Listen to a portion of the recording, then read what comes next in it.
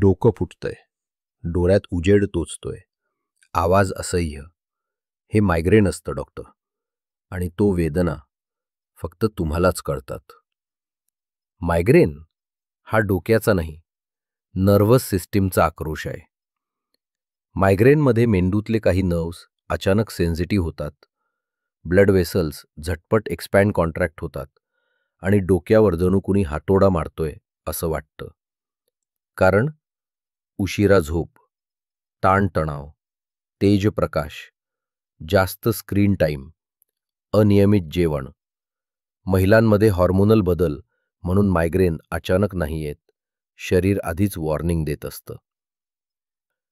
प्रचंड प्रमाणात डोकेदुखी, जीव घुसमटेल असा ठणका, उजेड असह्य, डोळ्यात पाणी, डोक्याच्या एका बाजूला तीव्र धडधड, ओकारीची भावना आणि सर्वात वाईट म्हणजे लोक म्हणतात, अरे सरळ डोकेदुखी आहे, पण मायग्रेन जगातलं 5 सर्वात त्रासदायक वेदनांपैकी एक आहे.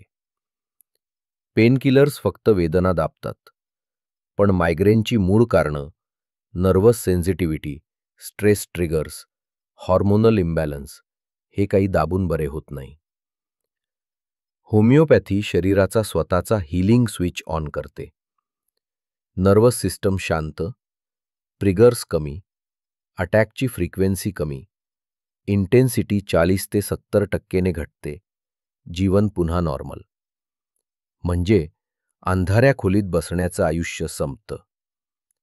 जर मायग्रेनमुळे तुमचं काम थांबत असेल, तुमचा मूड, तुमचं नातं, तुमचा दिवस खराब होत असेल, तर शरीर शांत करायची वेळ आली आहे.